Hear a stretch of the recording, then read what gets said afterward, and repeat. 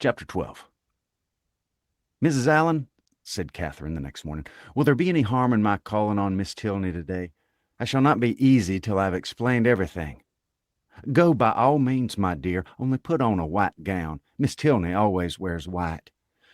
Catherine cheerfully complied, and being properly equipped, was more patient than ever to be at the pump room, that she might inform herself of General Tilney's lodgings. For though she believed they were in Milsom Street, she was not certain of the house, and Mrs. Allen's wavering convictions only made it more doubtful. To Milsom Street she was directed, and having made herself perfect in the number, hastened away with eager steps and a beating heart to pay her visit, explain her conduct, and be forgiven. Tripping lightly through the churchyard and resolutely turning away her eyes that she might not be obliged to see her beloved Isabella and her dear family, who, she had reason to believe, were in a shop hard by. She reached the house without any impediment, looked at the number, knocked at the door, and inquired for Miss Tilney. The man believed Miss Tilney to be at home, but was not quite certain. Would she be pleased to send up her name? She gave her card. In a few moments the servant returned, and with a look which did not quite confirm his words, said he had been mistaken, for that Miss Tilney was walked out. Catherine, with a blush of mortification, left the house. She felt almost persuaded that Miss Tilney was at home, and too much offended to admit her, and as she retired down the street, could not withhold one glance at the drawing-room windows in expectation of seeing her there, but no one appeared at them. At the bottom of the street, however, she looked back again, and then, not at a window, but issuing from the door, she saw Miss Tilney herself. She was followed by a gentleman, whom Catherine believed to be her father, and they turned up towards Edgar's buildings. Catherine, in deep mortification, proceeded on her way. She could almost be angry with herself at such angry incivility, but she checked the resentful sensation. She remembered her own ignorance. She knew not how such an offense as hers might be classed by the laws of worldly politeness, to what a degree of unforgiveness it might be with propriety led, nor to what rigors of rudeness in return it might justly make her amendable. Dejected and humbled, she had even some thoughts of not going with the others to the theatre that night, but it must be confessed that they were not of long continuance, for she soon recollected, in the first place, that she was without any excuse for staying at home, and in the second, that it was a play she wanted very much to see. To the theatre, accordingly, they all went. No Tilneys appeared to plague or please her.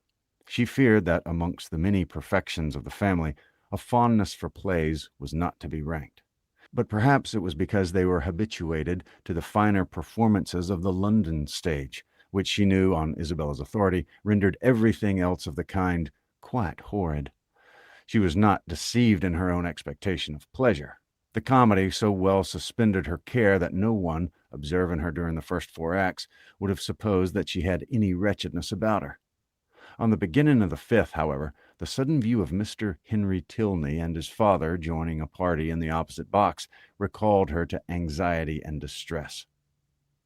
The stage could no longer excite genuine merriment, no longer keep her whole attention. Every other look upon an average was directed towards the opposite box, and for the space of 2 entire scenes did she thus watch Henry Tilney, without being once able to catch his eye. No longer could he be suspected of indifference for a play. His notice was never withdrawn from the stage during 2 whole scenes.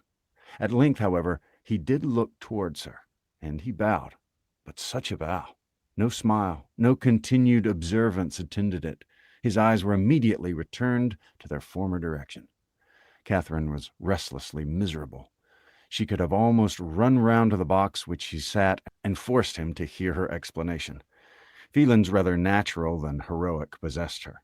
Instead of considering her own dignity injured by this ready condemnation, instead of proudly resolving, in conscious innocence, to show her resentment towards him who could harbor a doubt of it, to leave to him all the trouble of seeking an explanation, and to enlighten him on the past only by avoiding his sight or flirting with somebody else, she took to herself all the shame of misconduct, or at least of its appearance, and was only eager for an opportunity of explaining its cause.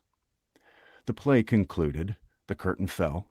Henry Tilney was no longer to be seen where he had hitherto sat, but his father remained, and perhaps he might be now coming round to their box. She was right. In a few minutes he appeared, and making his way through the then thinning rows, spoke with like calm politeness to Mrs. Allen and her friend. Not with such calmness was he answered by the latter. "Oh, Mr. Tilney, I have been quite wild to speak with you and to make my apologies. You must have thought me so rude, but indeed it was not my own fault, was it, Mrs. Allen? Did not they tell me that Mr. Tilney and his sister were gone out in a phaeton together? But then what could I do? But I had 10,000 times rather have been with you, now had I not Mrs. Allen." "My dear, you tumble my gown," was Mrs. Allen's reply. Her assurance, however, stand in soul as it did, was not thrown away.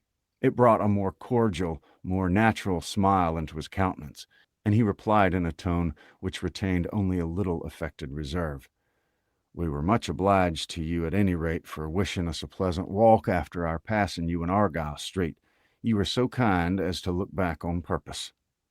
"But indeed I did not wish you a pleasant walk. I never thought of such a thing. But I begged Mr. Thorpe so earnestly to stop. I called out to him as soon as I saw you. Did not, oh, you were there, but indeed I did. And if Mr. Thorpe would only have stopped, I'd have jumped out to run after you." Is there a Henry in the world who could be insensible to such a declaration? Henry Tilney, at least, was not.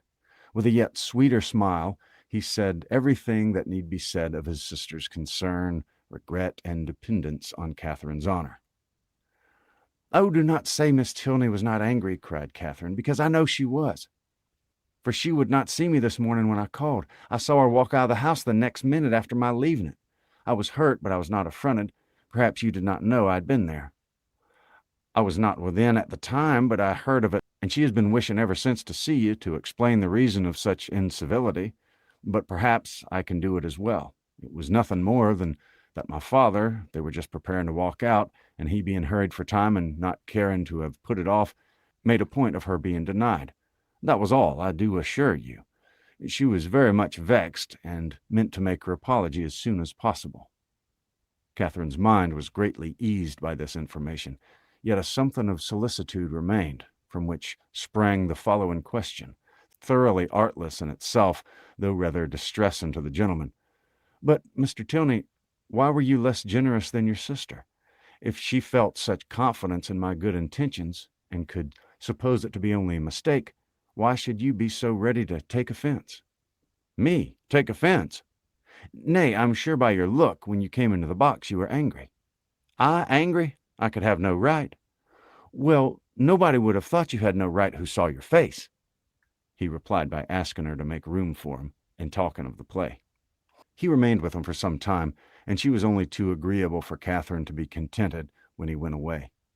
Before they parted, however, it was agreed that the projected walk should be taken as soon as possible, and setting aside the misery of his quitting their box, she was, upon the whole, left one of the happiest creatures in the world. While talking to each other, she had observed with some surprise that John Thorpe, who was never in the same part of the house for 10 minutes together, was engaged in conversation with General Tilney, and she felt something more than surprise when she thought she could perceive herself the object of their attention and discourse. What could they have to say of her? She feared General Tilney did not like her appearance. She found it was implied in his preventing her admittance to his daughter rather than postpone his own walk a few minutes. "How came Mr. Thorpe to know your father?" was her anxious inquiry as she pointed them out to her companion.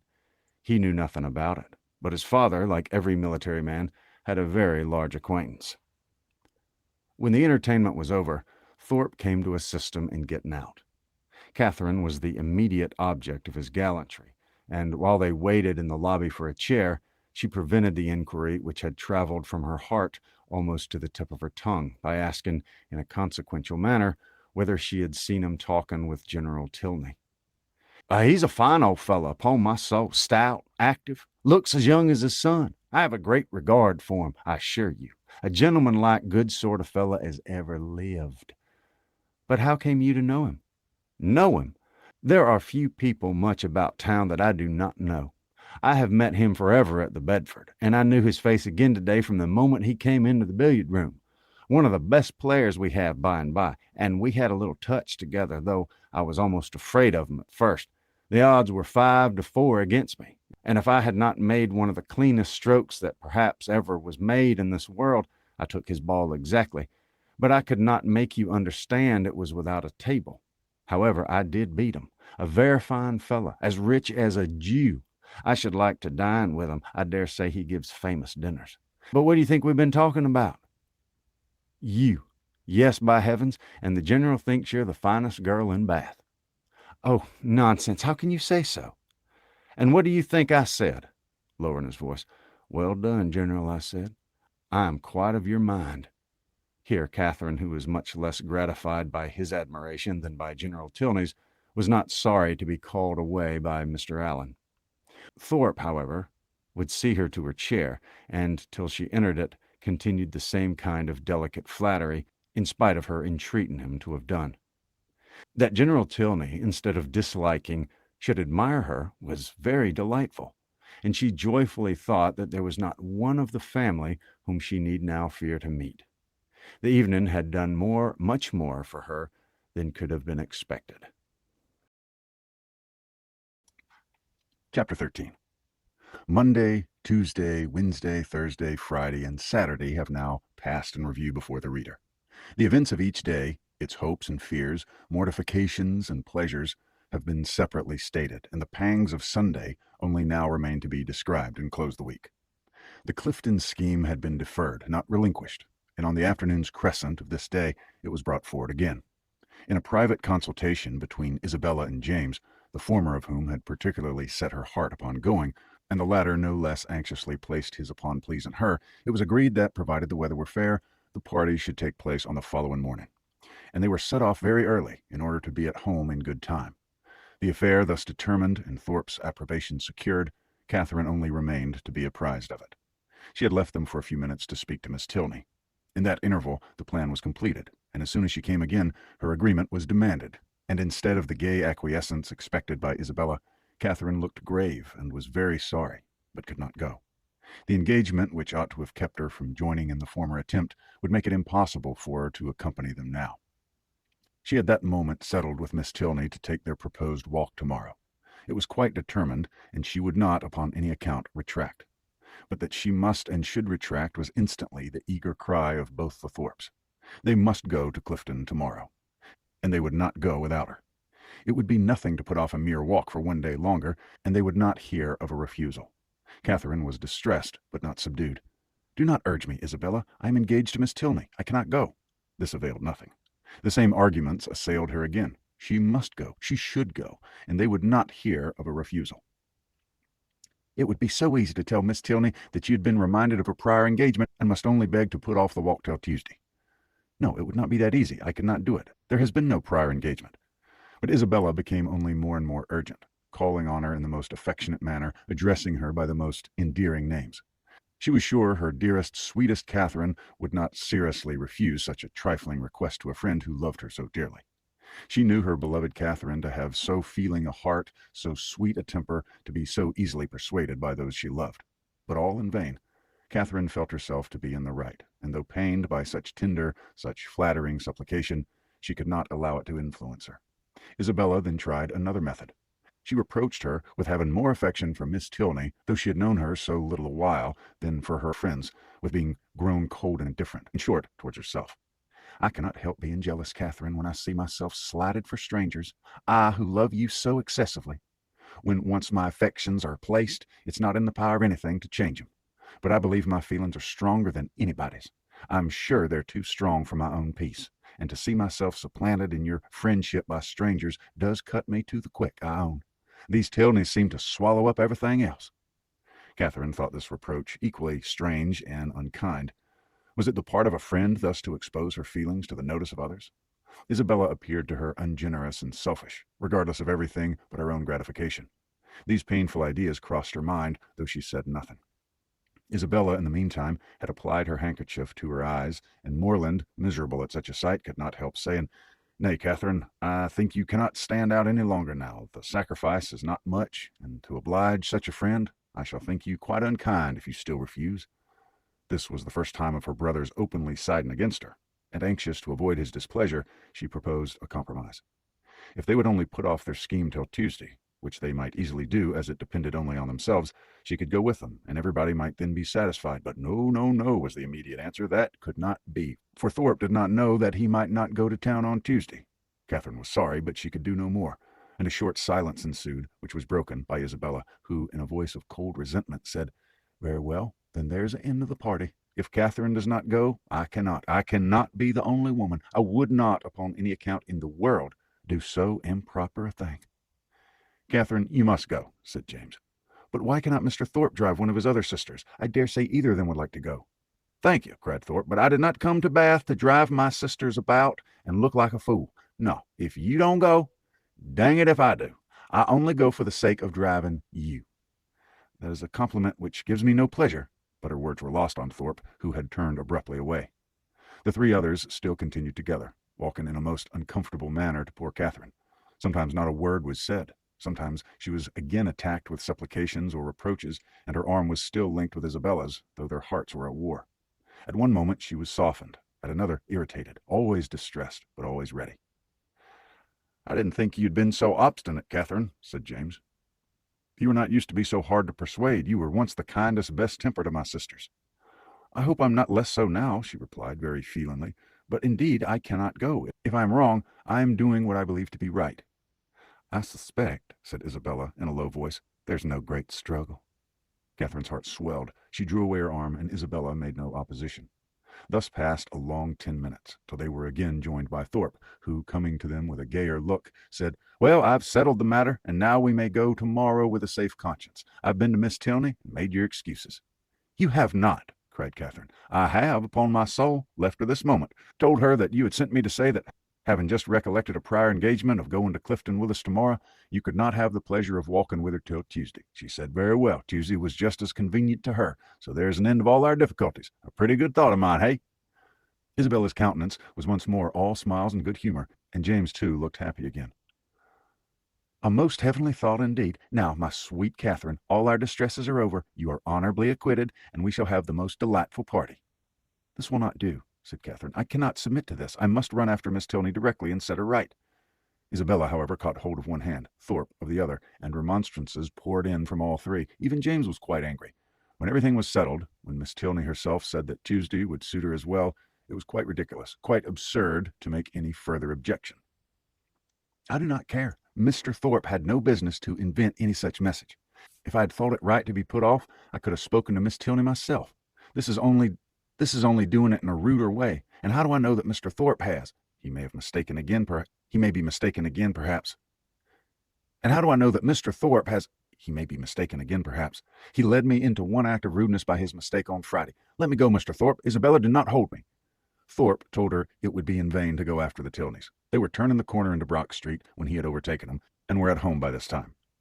"Then I will go after him," said Catherine. "Wherever they are, I'll go after him. It does not signify talking. If I could not be persuaded into doing what I thought wrong, I never will be tricked into it."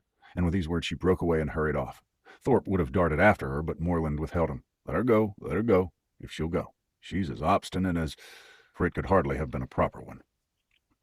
Away walked Catherine in great agitation, as fast as the crowd would permit her, fearful of being pursued, yet determined to persevere. As she walked, she reflected on what had passed.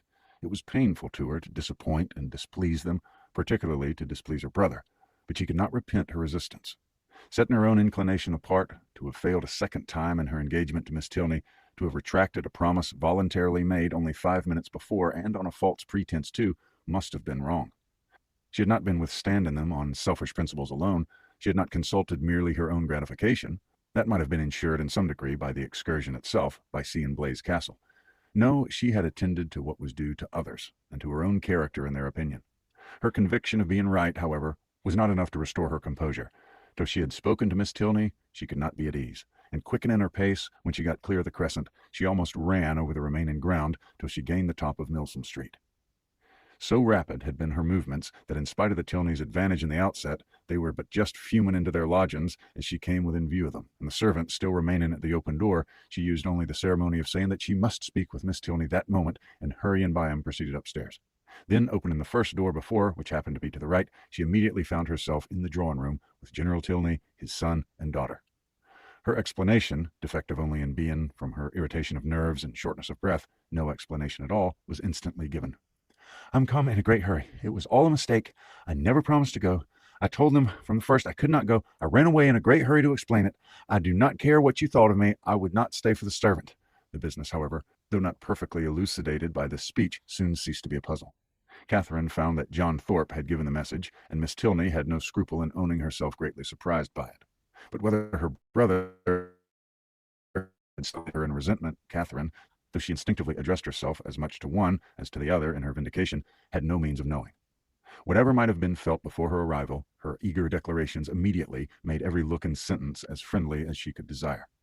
The affair thus happily settled, she was introduced by Miss Tilney to her father, and received by him with such ready, such solicitous politeness as recalled Thorpe's information to her mind, and made her think with pleasure that he might be sometimes depended on.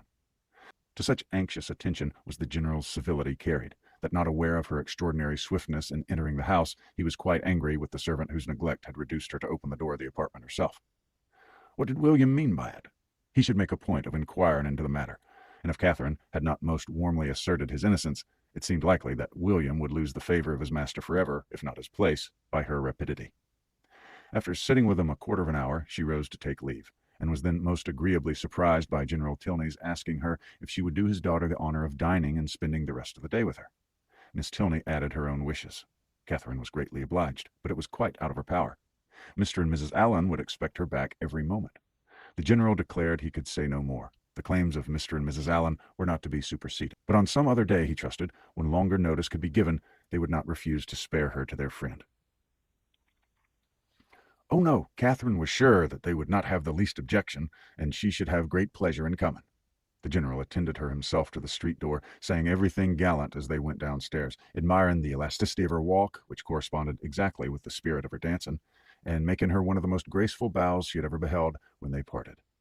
Catherine, delighted by all that had passed, proceeded gaily to Pulteney Street, walking, as she concluded, with great elasticity, though she had never thought of it before. She reached home without seeing anything more of the offended party, and now that she had been triumphant throughout, had carried her point, and was secure of her walk, she began, as the flutter of her spirits subsided, to doubt whether she had been perfectly right. And if she had given way to their entreaties, she might have been spared the distressing idea of a friend displeased, a brother angry, and a scheme of great happiness to both destroyed, perhaps through her means. And ascertained by the opinion of an unprejudiced person what her own conduct had really been, she took occasion to mention before Mr. Allen the half-settled scheme of her brother and the Thorpes for the following day. Mr. Allen caught at it directly. "Well," said he, "and do you think of going too?" "No, I had just engaged myself to walk with Miss Tilney before they told me of it, and therefore you know I should not go with them, could I?"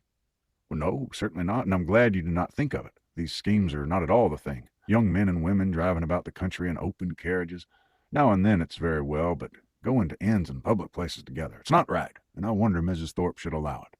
I'm glad you do not think of going. I'm sure Mrs. Morland would not be pleased. Mrs. Allen, are not you of my way of thinking? Do not you think these kinds of projects objectionable?" "Yes, very much so indeed. Open carriages are nasty things. A clean gown is not 5 minutes wear in them. You're splashed getting in and out, and the wind takes your hair and your bonnet in every direction. I hate an open carriage myself." "I know you do, but that's not the question. Do not you think it has an odd appearance if young ladies are frequently driven about in them by young men to whom they're not even related?" "Oh, yes, my dear, a very odd appearance indeed. I cannot bear to see it." "Dear madam," cried Catherine, "then why did you not tell me so before? I'm sure if I had known it to be improper, I would not have gone with Mr. Thorpe at all.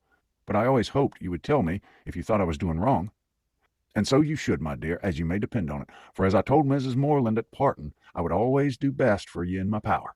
But one must not be over particular. Young people will be young people, as your godmother says herself. You know I wanted you when we first came not to buy that sprigged muslin, but you would. Young people do not like to be always thwarted. But this was something of real consequence, and I do not think you should have found me hard to persuade." "As far as it's gone hitherto, there's no harm done," said Mr. Allen, "and I would only advise you, my dear, not to go out with Mr. Thorpe any more." "That is just what I was going to say," added his wife.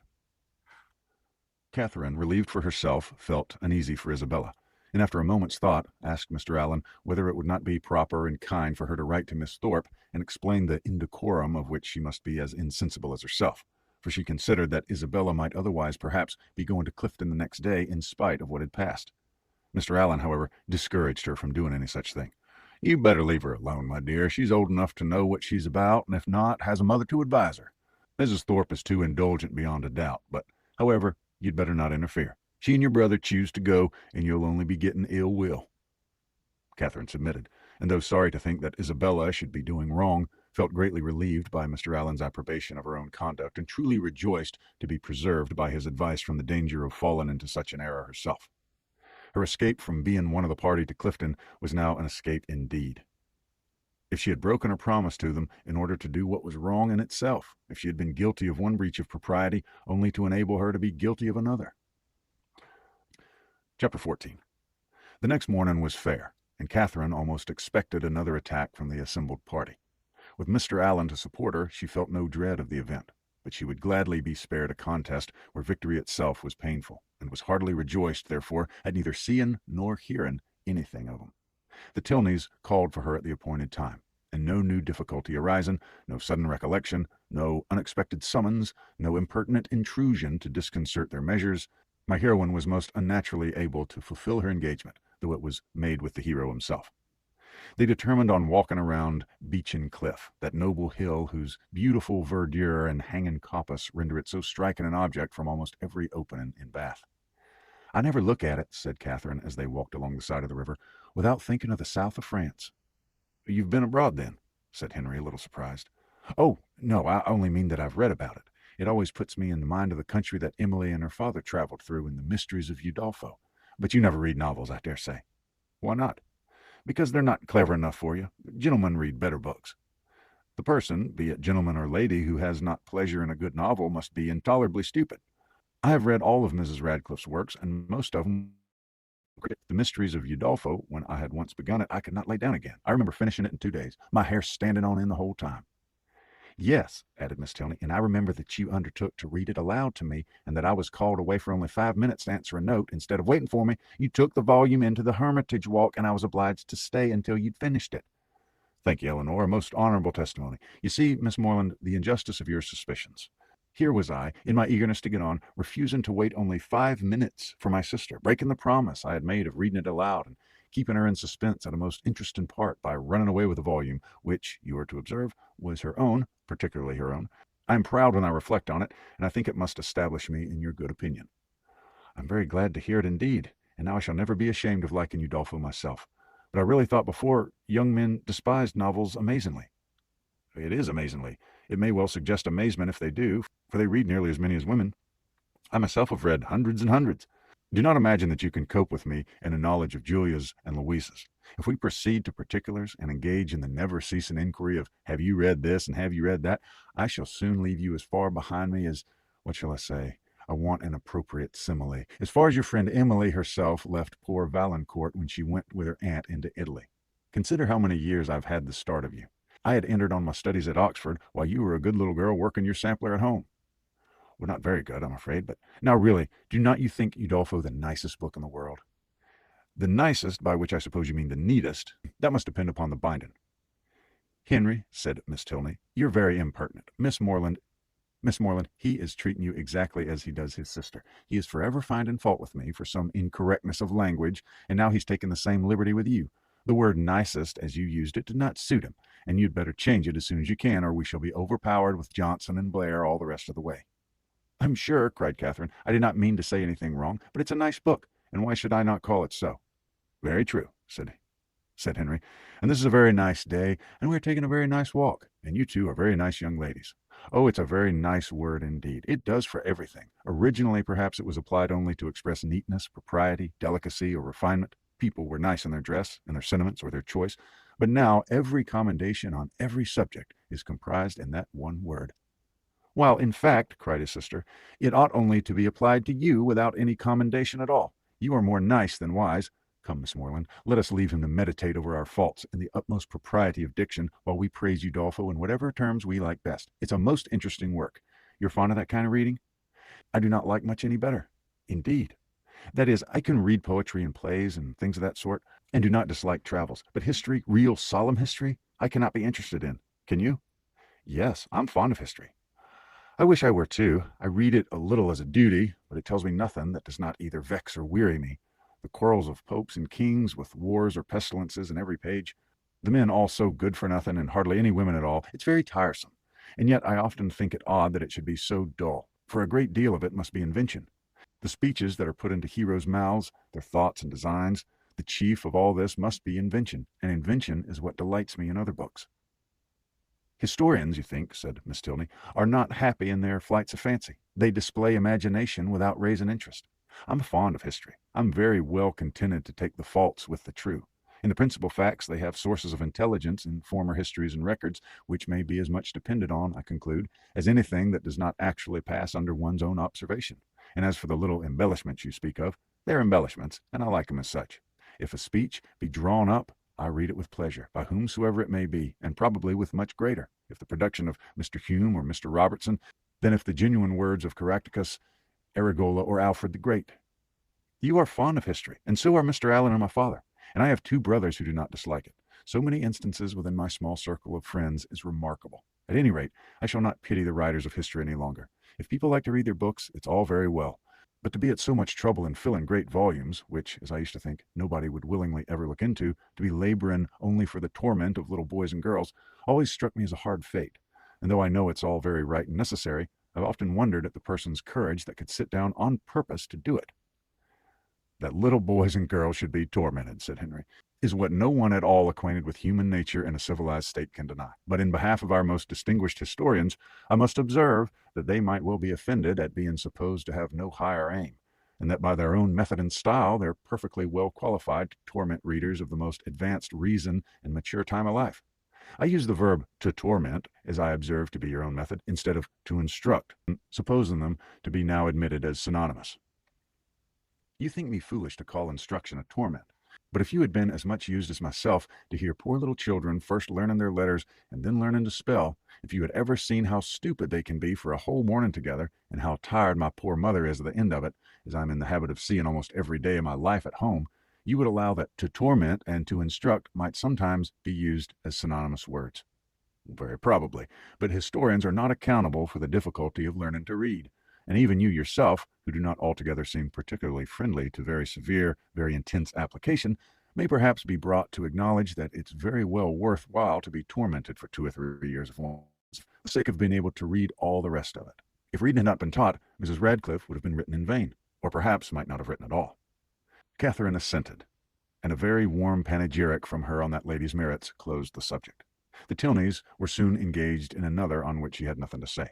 They were viewing the country with the eyes of persons accustomed to drawing, and decided on its capability of being formed into pictures with all the eagerness of real haste. Here Catherine was quite lost. She knew nothing of drawing, nothing of taste, and she listened to them with an attention which brought her little profit, for they talked in phrases which conveyed scarcely any idea to her. The little which she could understand, however, appeared to contradict the very few notions she had entertained on the matter before. It seemed as if a good view were no longer to be taken from the top of an high hill, and that a clear blue sky was no longer a proof of a fine day. She was heartily ashamed of her ignorance, a misplaced shame. Where people wish to attach, they should always be ignorant. To come with a well-informed mind is to come with an inability of administering to the vanity of others, which a sensible person should always wish to avoid. A woman, especially if she have the misfortune of knowing anything, should conceal it as well as she can. The advantage of natural folly in a beautiful girl have been already set forth by the capital pen of a sister author, and to her treatment of the subject I will only add, in justice to men, that though to the larger and more trifling part of the sex, imbecility in females is a great enhancement of their personal charms, there is a portion of them too reasonable and too well informed themselves to desire anything more in woman than ignorance. But Catherine did not know her own advantages, did not know that a good-looking girl, with an affectionate heart and a very ignorant mind, cannot fail of attracting a clever young man, unless circumstances are particularly untoward. In the present instance, she confessed and lamented her want of knowledge, declared that she would give anything in the world to be able to draw, and a lecture on the picturesque immediately followed, in which his instructions were so clear that she soon began to see beauty in everything admired by him, and her attention was so earnest that he became fervently satisfied of her for having a great deal of natural taste. He talked of foregrounds, distances and second distances, side screens and perspectives, lights and shades. And Catherine was so hopeful a scholar that when they gained the top of Beechin Cliff, she voluntarily rejected the whole city of Bath as unworthy to make part of a landscape. Delighted with her progress, and fearful of wearying her with too much wisdom at once, Henry suffered the subject to decline, and by an easy transition from a piece of rocky fragment and the withered oak which he had placed near its summit, to oaks in general, to forests, to the enclosure of them, wastelands, crown lands, and government, he shortly found himself arrived at politics, and from politics it was an easy step to silence. The general pause which succeeded his short disquisition on the state of the nation was put to an end by Catherine, who, in rather a solemn tone of voice, uttered these words: "I have heard that something very shocking indeed will soon come out in London." Miss Tilney, to whom this was chiefly addressed, was startled, and hastily replied, "Indeed, and of what nature?" "That I do not know, nor who is the author. I've only heard that it's to be more horrible than anything we have met with yet." "Good heaven! Where could you have heard such a thing?" "A particular friend of mine had an account of it in a letter from London yesterday. It's to be uncommonly dreadful. I shall expect murder and everything of the kind." "You speak with astonishing composure, but I hope your friend's accounts have been exaggerated, and if such a design is known beforehand, proper measures will undoubtedly be taken by the government to prevent its coming to effect." "Government," said Henry, endeavoring not to smile, "neither desires nor dares to interfere in such matters. There must be murder, and government cares not how much." The lady stared. He laughed, and added, "Come, shall I make you understand each other, or leave you to puzzle out an explanation as you can? No, I will be noble. I will prove myself a man, no less by the generosity of my soul than the clearness of my head. I have no patience with such of my sex as disdain to let themselves sometimes down to the comprehension of yours. Perhaps the abilities of women are neither sound nor acute, neither vigorous nor keen. Perhaps they may want observation, discernment, government, fire, genius, and wit. Miss Morland, do not mind what he says, but have the goodness to satisfy me as to this dreadful riot." "Riot? What riot?" "My dear Eleanor, the only riot is in your own brain. The confusion there is scandalous. Miss Morland has been talking of nothing more dreadful than a new publication which is shortly to come out in 3 volumes, 276 pages in each, with a frontispiece to the first of 2 tombstones and a lantern. Do you understand? And you, Miss Morland, my stupid sister, has mistaken all your clearest expressions. You talked of expected horrors in London, and instead of instantly conceiving, as any rational creature would have done, that such words could relate only to a circulating library, she immediately pictured herself a mob of 3,000 men assembling in St. George's Field, the Bank attacked, the Tower threatened, the streets of London flowing with blood, a detachment of the 12th Light Dragoons, the hopes of the nation, called up from Northampton to quell the insurgents, and the gallant Captain Frederick Tilney, in the moment of charging at the head of his troop, knocked off his horse by a brickbat from an upper window. Forgive her stupidity. The fears of the sister have added to the weakness of the woman, but she is by no means a simpleton in general." Catherine looked grave. "And now, Henry," said Miss Tilney, "that you have made us understand each other, you may as well make Miss Morland understand yourself, unless you mean to have her think you intolerably rude to your sister and a great brute in your opinion of women in general. Miss Morland is not used to your odd ways." "I shall be most happy to make her better acquainted with them." "No doubt, but that's no explanation of the present." "What am I to do?" "You know what you ought to do. Clear your character handsomely before. Tell her that you think very highly of the understanding of women." "Miss Morland, I think very highly of the understanding of all the women in the world, especially of those, whoever they may be, with whom I happen to be in company." "That's not enough. Be more serious." "Miss Morland, no one can think more highly of the understanding of women than I do. In my opinion, nature has given them so much that they never find it necessary to use more than half." "We shall get nothing more serious from him now, Miss Morland. He is not in a sober mood. But I do assure you he must be entirely misunderstood if he can ever appear to say an unjust thing of any woman at all, or an unkind one of me." It was no effort to Catherine to believe that Henry Tilney could never be wrong. His manner might sometimes surprise, but his meaning must always be just, and what she did not understand she was almost as ready to admire as what she did. The whole walk was slow, but ended too soon. Its conclusion was delightful too. Her friends attended her into the house, and Miss Tilney, before they parted, addressing herself with respectful form as much to Mrs. Allen as to Catherine, petitioned for the pleasure of her company to dinner on the day after the next. No difficulty was made on Mrs. Allen's side, and the only difficulty on Catherine's was in concealing the excess of her pleasure. The morning had passed away so charmingly as to banish all her friendship and natural affection, for no thought of Isabella or James had crossed during their walk. When the Tilneys were gone, she became amiable again, but she was amiable for some time to little effect. Mrs. Allen had no intelligence to give that could relieve her anxiety. She had heard nothing of any of them. Towards the end of the morning, however, Catherine, having occasion for some indispensable yard of ribbon which must be bought without a moment's delay, walked out into the town, and in Bond Street overtook the second Miss Thorpe as she was loitering toward Edgar's buildings between 2 of the sweetest girls in the world, who had been her dear friends all the morning. From her, she soon learned that the party to Clifton had taken place. "They set off at 8 this morning," said Miss Anne, "and I'm sure I do not envy them their drive. I think you and I are very well off to be out of the scrape. It must be the dullest thing in the world, for there's not a soul at Clifton at this time of year. Belle went with your brother, and John drove Maria." Catherine spoke the pleasure she really felt on hearing this part of the arrangement. "Oh, yes," rejoined the other. "Maria's gone. She was quite wild to go. She thought it would be something very fine. I cannot say I admire her taste, and for my part I was determined from the first not to go if they pressed me ever so much." Catherine, a little doubtful of this, could not help answering, "I wish you could have gone too. It's a pity you could not all go." "Thank you, but it's quite a matter of indifference to me. Indeed, I would not have gone on any account. I was saying so to Emily and Sophia when you overtook us." Catherine was still unconvinced, but glad that Anne should have the friendship of an Emily and a Sophia to console her. She bade her adieu without much uneasiness and returned home, pleased that the party had not been prevented by her refusing to join it, and very heartily wishing that it might be too pleasant to allow either James or Isabella to resent her resistance any longer.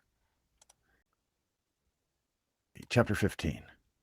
Early the next day, a note from Isabella, speaking peace and tenderness in every line, and entreating the immediate presence of her friend on a matter of the utmost importance, hastened Catherine, in the happiest state of confidence and curiosity, to Edgar's buildings. The two youngest Miss Thorpes were by themselves in the parlor, and on Anne's quitting it to call her sister, Catherine took the opportunity of asking the other for some particulars of their yesterday's party. Maria desired no greater pleasure than to speak of it, and Catherine immediately learnt that it had been altogether the most delightful scheme in the world, that nobody could imagine how charming it had been, and that it had been more delightful than anybody could conceive. Such was the information of the first 5 minutes. The second unfolded thus much in detail, that they had driven directly to York Hotel, ate some soup, and bespoke an early dinner, walked down to the pump room, tasted the water, and laid out some shillings in purses and spars. Thence adjourned to eat ice at a pastry cook's, and hurrying back to the hotel, swallowed their dinner in haste to prevent being in the dark, and then had a delightful drive back, only the moon was not up, and it rained a little, and Mr. Moreland's horse was so tired he could hardly get it along. Catherine listened with heartfelt satisfaction. It appeared that Blaise Castle had never been thought of, and as for all the rest, there was nothing to regret for half an instant. Maria's intelligence concluded with a tender effusion of pity for her sister Anne, whom she represented as insupportably cross from being excluded from the party. "She'll forgive me, I'm sure, but how could I help it? John would have let me go, for he vowed he would not drive her because she had such thick ankles. I dare say she could not be in good humor again this month, but I'm determined I will not be cross. It's not a little matter that puts me out of temper." Isabella now entered the room with so eager a step, and a look of such happy importance, as engaged all her friend's notice. Maria was without ceremony sent away, and Isabella, embracing Catherine, thus began.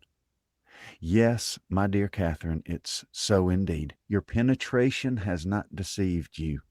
Oh, that arch eye of yours, it sees through everything." Catherine replied only by a look of wondering ignorance. "Nay, my beloved sweetest friend," continued the other, "compose yourself. I'm amazingly agitated, as you perceive. Let us sit down and talk in comfort. Well, and so you guessed it the moment you had my note, sly creature. Oh, my dear Catherine, you alone, who know my heart, can judge of my present happiness. Your brother is the most charming of men. I only wish I were more worthy of him. But what will your excellent father and mother say? Oh, heavens, when am I to think of them so agitated?" Catherine's understanding began to awake. An idea of the truth suddenly darted into her mind. With the natural blush of so new an emotion, she cried out, "Good heaven, my dear Isabella, what do you mean? Can you really be in love with James?" This bold surmise, however, she soon learnt comprehended but half the fact. The anxious affection which she was accused of having continually watched in Isabella's every look and action, had, in the course of their yesterday's party, received the delightful confession of an equal love. Her heart and faith were alike engaged to James. Never had Catherine listened to anything so full of interest, wonder, and joy. Her brother and her friend engaged. New to such circumstances, the importance of it appeared unspeakably great, and she contemplated it as one of those grand events of which the ordinary course of life can hardly afford a return. The strength of her feelings she could not express. The nature of them, however, contented her friend. The happiness of having such a sister was their first effusion, and the fair ladies mingled in embraces and tears of joy. Delighting, however, as Catherine sincerely did in the prospect of the connection, it must be acknowledged that Isabella far surpassed her in tender anticipations. "You will be so infinitely dearer to me, my Catherine, than either Anne or Maria. I feel that I shall be so much more attached to my dear Morland's family than to my own." This was a pitch of friendship beyond Catherine. "You are so like your dear brother," continued Isabella, "that I quite doted on you the first moment I saw you. But so it always is with me. The first moment settles everything. The first day that Morland came to us last Christmas, the first moment I beheld him, my heart was irrevocably gone. I remember I wore my yellow gown with my hair done up in braids, and when I came into the drawing room and John introduced him, I thought I never saw anybody so handsome before." Here Catherine secretly acknowledged the power of love, for though exceedingly fond of her brother and partial to all his endowments, she had never in her life thought him handsome. "I remember, too, Miss Andrews drank tea with us that evening and wore her puce-colored sarcenet, and she looked so heavenly that I thought your brother must certainly fall in love with her. I could not sleep a wink all night for thinking of it. Oh, Catherine, the many sleepless nights I've had on your brother's account. I would not have you suffer what I have done. I am grown wretchedly thin, I know, but I will not pain you by describing my anxiety. You've seen enough of it. I feel that I've betrayed myself perpetually, so unguarded in speaking of my partiality for the church. But my secret I was always sure would be safe with you." Catherine felt that nothing could have been safer, but ashamed of an ignorance little expected, she dared no longer contest the point, nor refuse to have been as full of arch penetration and affectionate sympathy as Isabella chose to consider her. Her brother, she found, was preparing to set off with all speed to Fullerton, to make known his situation and ask consent. And here was a source of some real agitation to the mind of Isabella. Catherine endeavored to persuade her, as she was persuaded herself, that her father and mother would never oppose their son's wishes. "It is impossible," said she, "for parents to be more kind or more desirous of their children's happiness. I have no doubt of their consenting immediately." "Morland says exactly the same," replied Isabella, "and yet I dare not expect it. My fortune will be so small they can never consent to it. Your brother might marry anybody." Here Catherine again discerned the force of love. "Indeed, Isabella, you are too humble. The difference of fortune can be nothing to signify." "Oh, my sweet Catherine, in your generous heart I know it would signify nothing. But we must not expect such disinterestedness in many. As for myself, I am sure I only wish our situations were reversed. Had I the command of millions, were I mistress of the whole world, your brother would be my only choice." This charming sentiment, recommended as much by sense as novelty, gave Catherine a most pleasing resemblance of all the heroines of her acquaintance, and she thought her friend never looked more lovely than in uttering the grand idea. "I am sure they'll consent," was her frequent declaration. "I'm sure they'll be delighted with you." "For my own part," said Isabella, "my wishes are so moderate that the smallest income in nature would be good enough for me. Where people are really attached, poverty itself is wealth. Grandeur I detest. I will not settle in London for the universe. A cottage in some retired village would be ecstasy. There are some charming little villas about Richmond." "Richmond!" cried Catherine. "You must settle nearer Fullerton. You must be near us." "I'm sure I shall be miserable if we do not. If I can but be near you, I shall be satisfied. But this idle talking, I will not allow myself to think of such things till we have your father's answer. Morland says that by sending it tonight to Salisbury we may have it tomorrow. Tomorrow? I know I shall never have courage to open the letter. I know it'll be the death of me." A reverie succeeded this conviction, and when Isabella spoke again, it was to resolve on the quality of her wedding gown. Their conference was put to an end by the anxious young lover himself, who came to breathe his parting sigh before he set off for Wiltshire. Catherine wished to congratulate him, but knew not what to say, and her eloquence was only in her eyes. For them, however, the 8 parts of speech shone out most expressively, and James could combine them with ease. Impatient for the realization of all that he hoped at home, his adieus were not long, and they would have been yet shorter had he not been frequently detained by the urgent entreaties of his fair one that he would go. Twice he was called almost from the door by her eagerness to have him gone. "Indeed, Morland, I must drive you away. Consider how far you have to ride. I cannot bear to see you linger so. For heaven's sake, waste no more time. There, go. I insist on it." The two friends, with hearts now more united than ever, were inseparable for the day, and in schemes of sisterly happiness the hours flew along. Mrs. Thorpe and her son, who were acquainted with everything, and who seemed only to want Mr. Morland's consent to consider Isabella's engagement as the most fortunate circumstance imaginable for their family, were allowed to join their counsels and add their quota of significant looks and mysterious expressions to fill up the measure of curiosity to be raised in the unprivileged younger sisters. To Catherine's simple feelings, this odd sort of reserve seemed neither kindly meant nor consistently supported, and its unkindness she would hardly have forborne pointing out, had its inconsistency been less their friend.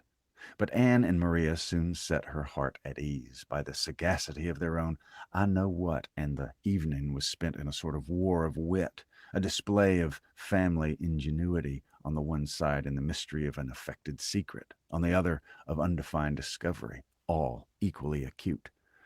Catherine was with her friend again the next day, endeavoring to support her spirits and while away the many tedious hours before the delivery of the letters.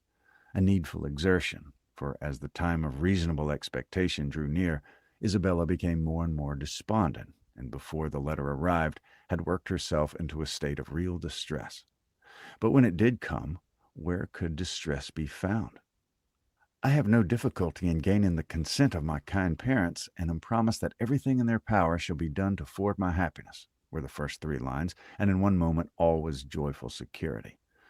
The brightest glow was instantly spread over Isabella's features. All care and anxiety seemed removed. Her spirits became almost too high for control, and she called herself without scruple the happiest of mortals. Mrs. Thorpe, with tears of joy, embraced her daughter, her son, her visitor, and could have embraced half the inhabitants of Bath with satisfaction. Her heart was overflowing with tenderness. It was dear John and dear Catherine at every word. Dear Anne and dear Maria must immediately be made sharers in their felicity, and 2 dears at once before the name of Isabella were not more than that beloved child had now well earned. John himself was no skulker in joy. He not only bestowed on Mr. Morland the high commendation of being one of the finest fellows in the world, but swore off many sentences in his praise. The letter, whence sprang all his felicity, was short, containing little more than this assurance of success, and every particular was deferred till James could write again. But for particulars, Isabella could well afford to wait. The needful was compromised in Mr. Morland's promise. His honor was pledged to make everything easy, and by what means their income was to be formed, whether landed property were to be resigned, or funded money made over, was a matter in which her disinterested spirit took no concern. She knew enough to feel secure of an honorable and speedy establishment, and her imagination took a rapid flight over its attendant felicities. She saw herself at the end of a few weeks, the gaze and admiration of every new acquaintance at Fullerton, the envy of every valued old friend in Putney, with a carriage at her command, a new name on her tickets, and a brilliant exhibition of hoop rings on her finger. When the contents of the letter were ascertained, John Thorpe, who had only waited its arrival to begin his journey to London, prepared to set off. "Well, Miss Morland," said he, on finding her alone in the parlor, "I am come to bid you good-bye." Catherine wished him a good journey. Without appearing to hear her, he walked to the window, fidgeted about, hummed a tune, and seemed wholly self-occupied. "Shall you not be late at Devonsy's?" said Catherine. He made no answer, but after a minute's silence burst out with, A famous good thing, this marrying scheme, upon my soul. A clever fancy of Moreland's and Bell's. What do you think of it, Miss Moreland? I say it's no bad notion. I am sure I think it's a very good one. Do you? That's honest, by heavens. I'm glad you're no enemy to matrimony, however. Did you hear the old song, "Going to one wedding brings on another"? I'll say you come to Belle's wedding, I hope. Yes, I've promised your sister to be with her, if possible. And then twisting himself about and forcing a foolish laugh, I say then we may try the truth of this same old song. May we? But I never sing. Well, I wish you a good journey. I dine with Miss Tilney today, and must now be going home. Nay, but there's no such confounded hurry. Who knows when we shall be together again? Not but that I shall be down again by the end of a fortnight, and a devilish long fortnight it'll appear to me. Then why do you stay away so long? Replied Catherine, finding that he waited for an answer. That's kind of you. However, kind and good-natured. I shall not forget it in a hurry. But you have more good nature and all that than anybody living. A monstrous deal of good nature. And it's not only good nature, but you have so much of everything. And then you have such, upon my soul, I don't know anybody like you. Oh dear, there are a great many people like me, I dare say, only a great deal better. Good morning to you. But I say, Miss Moreland, I shall come and pay my respects at Fullerton before it's long, if not disagreeable. Pray do. My father and mother will be very glad to see you. And I hope, Miss Moreland, you'll not be sorry to see me. Oh, dear, not at all. There are very few people I'm sorry to see. Company is always cheerful. That's just my way of thinking. Give me but a little cheerful company. Let me only have the company of the people I love. Let me be only where I like and with whom I like, and the devil take the rest, say I. And I'm heartily glad to hear you say the same. But I have a notion, Miss Moreland, you and I think pretty much alike upon most matters. Perhaps we may, but it's more than I ever thought of. And as to most matters, to say the truth, there are not so many that I know my own mind about. By Jove, no more do I. It's not my way to bother my brains with what does not concern me. My notion of things is simple enough. Let me only have the girl I like, say I, with a comfortable house over my head, and what care I for all the rest? Fortune is nothing. I'm sure of a good income of my own, and if she had not a penny, why, so much the better. Very true. I think like you there. If there's a good fortune on one side, there can be no occasion for any on the other. No matter which has it, so that there is enough. I hate the idea of one great fortune looking out for another, and to marry for money I think the wickedest thing in existence. Good day. We shall be very glad to see you at Fullerton whenever it's convenient. And away she went. It was not in the power of all his gallantry to detain her longer. With such news to communicate, and such a visit to prepare for, her departure was not to be delayed by anything in his nature to urge, and she hurried away, leaving him to the undivided consciousness of his own happy address and her explicit encouragement. The agitation which she had herself experienced on first learning her brother's engagement made her expect to raise no inconsiderable emotion in Mr. and Mrs. Allen by the communication of the wonderful event. How great was her disappointment! The important affair, which many words of preparation ushered in, had been foreseen by them both ever since her brother's arrival, and all that they felt on the occasion was comprehended in a wish for the young people's happiness, with a remark on the gentleman's side in favor of Isabella's beauty, and on the lady's of her great good luck. It was to Catherine the most surprising insensibility. The disclosure, however, of the great secret of James's going to Fullerton the day before did raise some emotion in Mrs. Allen. She could not listen to that with perfect calmness, but repeatedly regretted the necessity of its concealment, wished she could have known his intention, wished she could have seen him before he went, and as she should certainly have troubled him with her best regards to his father and brother, and her kind compliments to all the Skinners.